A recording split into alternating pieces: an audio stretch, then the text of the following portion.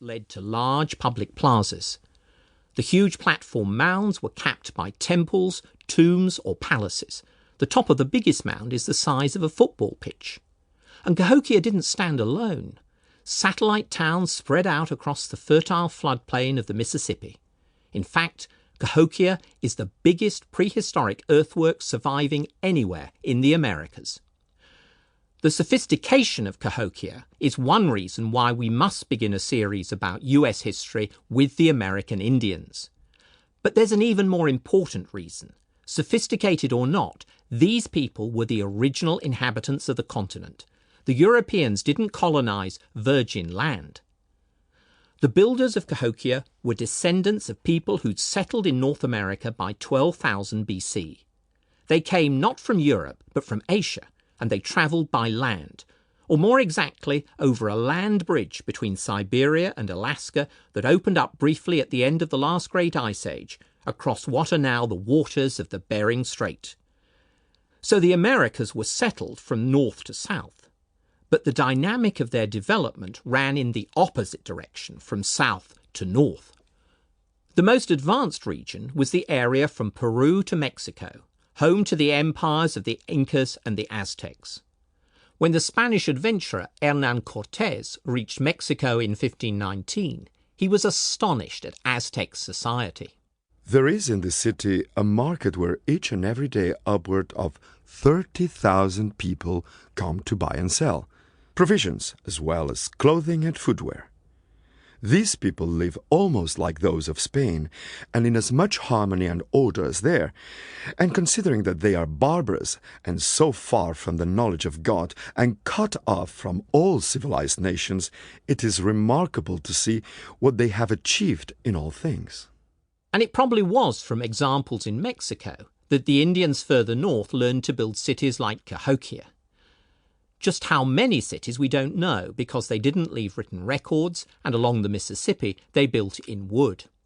On the arid plateaus of the Southwest, however, in what are now the states of Arizona and New Mexico, the Indians built in dried mud or sandstone blocks, and much more of their work has survived. James Simpson, a US Army surveyor, was part of a detachment of soldiers sent out from Santa Fe in 1849 to reconnoitre Navajo Indian country. En route, Simpson and some companions looked over some ruins known locally as the Pueblo Pintado, or the Painted Village.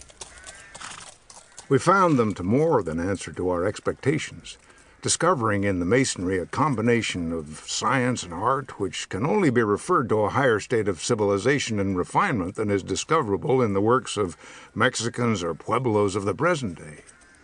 At different points about the premises, there were 3 circular apartments sunk in the ground, the walls being masonry, where the people held their political and religious meetings.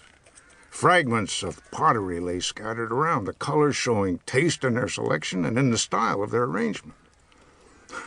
We would gladly have remained longer to dig among the rubbish of the past. But the troops having got some miles in advance of us, we were reluctantly obliged to quit. What Simpson stumbled on was an outlying settlement of Chaco Canyon, today listed as another World Heritage Site.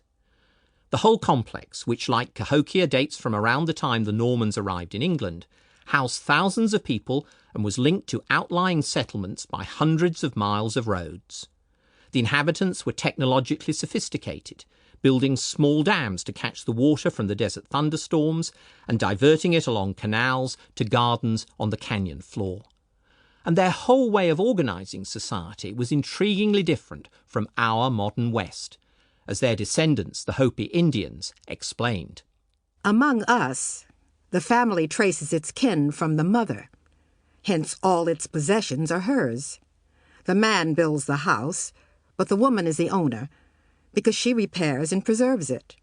The man cultivates the field, but he renders its harvest into the woman's keeping, because upon her it rests to prepare the food, and the surplus of stores for barter depends upon her thrift. Our fields and houses always remain with our mother's family. At Chaco Canyon, you can still get a vivid sense of what the Native Americans achieved in their prime. At Cahokia Mounds in the Midwest, however, much of the evidence has literally been